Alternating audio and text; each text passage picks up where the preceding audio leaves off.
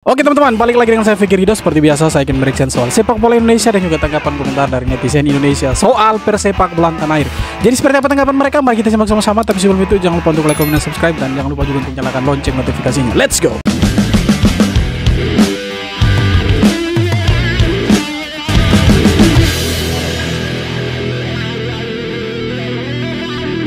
Timnas gak pernah kalah saat Jay Itzes main. Entah ini mitos atau memang faktanya begitu.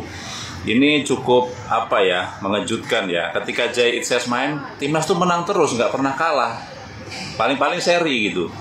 Apakah ini mitos atau memang Bang Jay ini membawa keberuntungan? Atau memang karena skillnya? Coba kalian komen nih. Ya memang faktanya begitu. Setiap kali Jay Itzes bermain itu Indonesia belum pernah kalah. Bahkan baru satu kali kebobolan lawan Arab Saudi itu, iya kan? Apakah kalian tahu guys, semenjak timnas Indonesia diperkuat Jay Itzes, Indonesia nggak pernah kalah. Sadar nggak? Ya kan? Kalau nggak percaya, ayo kita buktiin. Kita lihat faktanya ya. Oke, ini buktinya guys. Main pertama kali debut Jay Itzes waktu Indonesia lawan Vietnam di ronde kedua, main di GBK, menang 1-0 ya. Yes. Terus pertandingan kedua kita away ke Vietnam, main dia, menang 3-0, bahkan dia ngegolin. Oke? Yang ketiga waktu Indonesia lawan Filipina, menang 2-0 waktu di GBK kemarin, penentuan ronde ketiga, ronde kedua masuk ke ronde ketiga ya kan. Waktu lawan Irak nggak main guys, makanya kita kalah karena dia waktu itu habis memperkuat Venezia promosi ke Serie A ya kan. Oke, yang keempat lawan Arab Saudi di kandang Arab tuh nggak kalah juga kita 1-1. Oke, yang terakhir ini lawan Australia 0-0 guys, nggak pernah kalah. Gila, mantep kan? Apalagi sekarang dia jadi kapten guys. Waduh, gila, keren banget ini. Ini pemain keren banget yang memang betul-betul harus dijadiin kapten, dijadiin panutan. Walaupun umurnya baru 24 tahun guys ya. Keren ya, ini Indonesia beruntung banget dapat pemain sekelas Jay Itzes guys. Ya, nih buat penyerang-penyerang lawan nanti nih. Ini kalau lu udah bisa ngelewatin Jay Itzes, belum tentu lu bisa ngelewatin Martin Paes lo. Ayo. Nah kalau misalkan si Jay Itzes ini dia berpasangan dengan Rizky Ridho, dengan Justin Hapner, atau sebenarnya bisa juga dengan si Elkan Bagot ya. Tapi sayangnya Elkan Bagot ini tidak dipanggil sama ST. Ini gacor sekali pertahanan Indonesia. Nah ini kalau kita pakai skema 3-4-3, di belakang itu ada Jay Itzes, Rizky Ridho, ada Justin Hapner. Itu luar biasa sekali pertahanan Indonesia ini. Nah ini yang para pembenci timnas khususnya diaspora ini tidak tahu bahwa dengan datangnya pemain-pemain diaspora seperti Jay Itzes ini ada dampak positif untuk timnas Indonesia. Yang mereka lihat itu hanya ya naturalisasi. Mereka tidak lihat dampak positifnya untuk timnas itu apa. Dengan adanya mereka itu pertahanan kita kan kuat seperti Jay Itzes ini. Dari 5 kali dia bermain untuk timnas Indonesia, itu Indonesia belum pernah kalah. Bahkan 3 kali menang dan 2 kali draw. Dan baru 1 kali Indonesia itu kebobolan waktu lawan Arab Saudi. Selebihnya itu tim lawan kesulitan untuk membobol gawang Indonesia. Jadi ini yang sebenarnya tidak diperhatikan oleh para pembenci atau para kritikus pemain-pemain diaspora dalam tanda kutip. Terjadi lagi pemukulan di Liga Indonesia. Kali ini yang dipukul bukan pemain dan juga bukan wasit, tapi steward. Kali ini pemukulan terjadi di pertandingan Liga 2 antara Rans Nusantara FC dengan Persipura Jayapura. Dan kali ini pelaku pemukulan adalah sang legenda timnas Indonesia, Boas Salosa. Dan Boas langsung dikenakan sanksi Komdis, yaitu adalah larangan bertanding 2 laga dan juga denda 5 juta. Padahal Boas ini legenda Indonesia, dan kalau gua nonton Boas dari zaman dulu gak pernah emosi ya, dan juga nggak pernah tuh mukul-mukul. Makanya gue penasaran juga nih apa yang bisa kenapa bisa terjadi ya Boas memukul steward. Dan yang pasti Boas sudah pasti dilarang bertanding 2 laga dengan denda 5 juta. Mungkin ada sesuatu makanya Boas itu berani pukul steward itu. Jadi sebenarnya legenda-legenda seperti Boas Salosa ini untuk mengendalikan emosi mereka itu sebenarnya sudah matang sekali. Tapi mungkin ada sesuatu yang membuat mereka sampai emosi dan harus melampiaskan emosi mereka dengan cara pukul steward itu. Ada apa sebenarnya? Roberto Mancini mengatakan pertandingan melawan timnas Indonesia lebih penting daripada melawan Bahrain atau Cina. Inilah alasannya. Iya, dia sengaja itu supaya bisa kasih kalah Indonesia dapat 3 poin. Itu omong kosong Roberto Mancini itu. Roberto Mancini, pelatih Arab Saudi, bikin heboh dengan menyebut laga melawan timnas Indonesia lebih penting dibanding Bahrain atau Cina. Iya, karena dia sudah tahu dia akan dapat 3 poin dari Indonesia, sedangkan lawan Bahrain dan Cina itu belum tentu dia dapat poin. Karena timnas Indonesia sekarang sedang naik daun dengan kualitas yang terus meningkat, bahkan dianggap setara tim-tim Asia terbaik. Di bawah pelatih Shin Tae-yong, timnas Indonesia berhasil lolos ke babak ketiga kualifikasi Piala Dunia 2026. Mancini percaya, meskipun Indonesia sering dianggap remeh, mereka punya potensi besar dan pemain-pemain muda berbakat. Bahrain dan Cina merasa tertekan dengan komentar Mancini. Sementara itu, Samir Chamal, mantan pelatih Bahrain, memperingatkan bahwa Indonesia adalah tim yang patut diwaspadai. Laga-laga berat menanti Indonesia, tapi mereka siap bikin kejutan. Iyalah, kita bikin siap kejutan. Ini yang tidak dilihat sama para pembenci timnas, khususnya suka kritik-kritik pemain diaspora ini. Mereka tidak tahu dengan datangnya pemain diaspora ini, mereka datang kembali ke Indonesia, kita tanah air mereka dan membela Indonesia. Performa Indonesia setiap kali lawan tim-tim kuat itu luar biasa.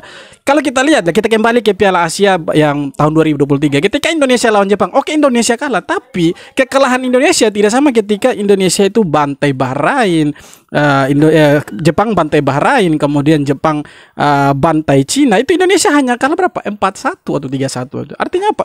Indonesia lebih baik daripada yang sebelum-sebelumnya. Dan kita di sekarang ada di posisi mana kita nongol dengan negara-negara yang sepak bolanya itu elit di Asia, teman-teman. Penggemar timnas Indonesia, jangan biarkan PSSI dijadikan lahan konten narsis presiden akal sehat. Assalamualaikum warahmatullahi wabarakatuh. Kali ini saya ingin menyapa penggemar sepak bola Indonesia, pendukung tim nasional sepak bola Indonesia. Para pendukung tim sepak bola Indonesia dan rakyat Indonesia, saya ingin menyampaikan bahwa jangan pernah terpengaruh ya dengan segala ocehannya Rocky Gerung terkait dengan pemain naturalisasi. Pemain naturalisasi sebetulnya sah-sah saja digunakan oleh semua tim di seluruh dunia. Tim ini justru akan menambah kekuatan skuad Indonesia dan menjadi motivasi bagi anak-anak Indonesia. Jadi nggak perlu ya. Ya itu kalau orang yang punya motivasi positif. Kalau yang punya motivasi negatif, tetap dia akan berpikir negatif kan. Terpengaruh dengan ucapan si Rocky Gerung. Saya nih terus terang loh pemirsa. Saya curiga boleh dong ya. Saya kira Bung Rocky ini sudah habis kontrak buzzer politiknya kayaknya nih ya. Karena Presiden Republik Indonesia Bapak Insinyur Joko Widodo sudah selesai masa tugasnya. Jadi nggak bisa lagi dia bully-bully, nggak ada lagi panggung untuk dia membuli Pak Jokowi.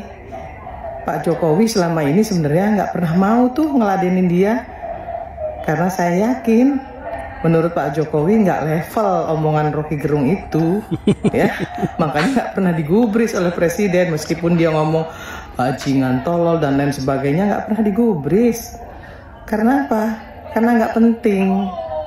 Nah sekarang tiba-tiba dia ngomentarin tuh PSSI, ya mau cari panggung di PSSI karena melihat begitu banyaknya pencinta sepak bola yang mengelu-elukan Pak Erick Thohir, yang mengelu-elukan timnas nasional, terus mau cari panggung, mau ngerusak PSSI dengan komentar-komentarnya yang nggak mutu itu.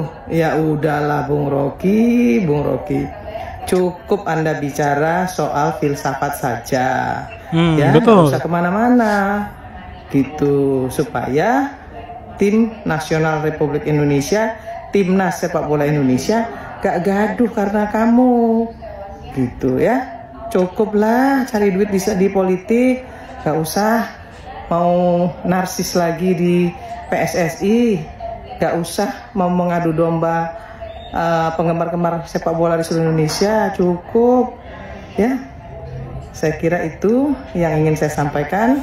Ya sebenarnya seperti itu, jangan masuk ke sepak bola karena begini.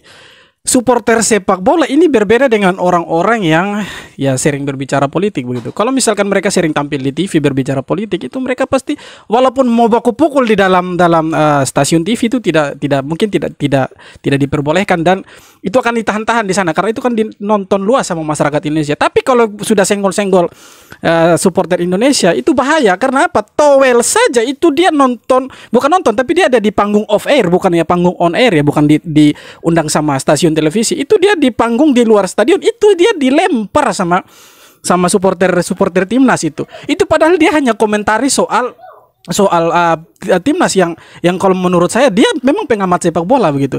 Apalagi Rocky yang bukan pengamat sepak bola tiba-tiba berbicara sepak bola dan bilang naturalisasi itu penipuan atau halusinasi. Ya jangan sampai korek supporter Indonesia karena berbahaya begitu. Karena ya otak supporter Indonesia ini otak sepotong begitu. Kalau kau cari hal dengan supporter Indonesia, ganggu timnas, ganggu PSSI yang posisinya lagi dalam tren positif, ya itu bisa jadi kena lempar ya kan, kena boge mentah. Tapi ya semogalah jangan sampai seperti itu ya kan. Semua pemain yang kami proses adalah pemain-pemain yang 100% memiliki darah Indonesia secara langsung. Jadi tidak ada lagi pemain yang tidak memiliki darah Indonesia yang kita proses. Saat ini ya, semoga ini yang suka kritik pemain naturalisasi, bukan naturalisasi tapi pemain diaspora dengar ini. Pak Menteri Menpora bilang ini. Udah baik yang usia dini dan sampai para wanita ini udah mengidolakan pemain-pemain timnas kita. Baik yang proses naturalisasi dan juga yang asli akamsi. Marcelino, Arhan, itu dua nama atlet yang paling digandrungi wanita. Makanya itu yang mereka tidak tahu gitu. Ini kan mereka bukan orang-orang luar ya. Mereka bukan orang asing, tapi mereka orang Indonesia yang lahir di luar. Ya.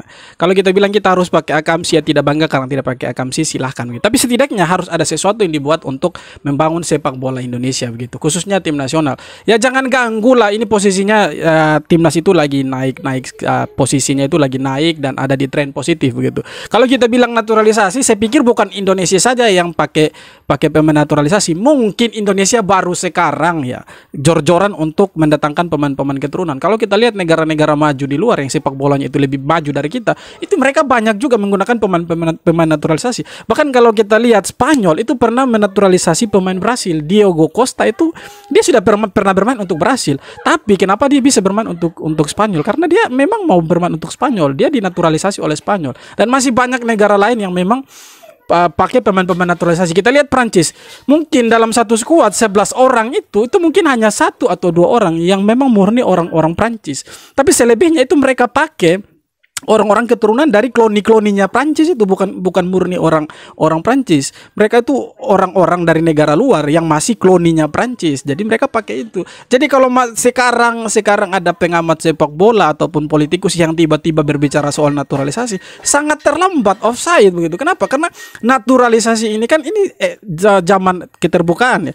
Sepak bola ini sudah sepak bola modern, bukan lagi yang dulu-dulu zaman batu. Semua negara pasti melakukan hal yang sama, menaturalisasi para pemain. Jangan jauh-jauh deh. Maroko saja itu pakai pemain-pemain keturunan itu. Maroko iya kan? Brahim Diaz itu kan dia keturunan Spanyol itu. Dia pernah bermain untuk Spanyol juga di kelompok umur. Tapi kenapa dia pilih Maroko? Karena ada keterikatan emosional dan juga batin di sana. Mereka punya orang tua itu salah satunya dari Maroko. Jadi kalau di Indonesia gunakan seperti itu kan tidak melanggar hukum.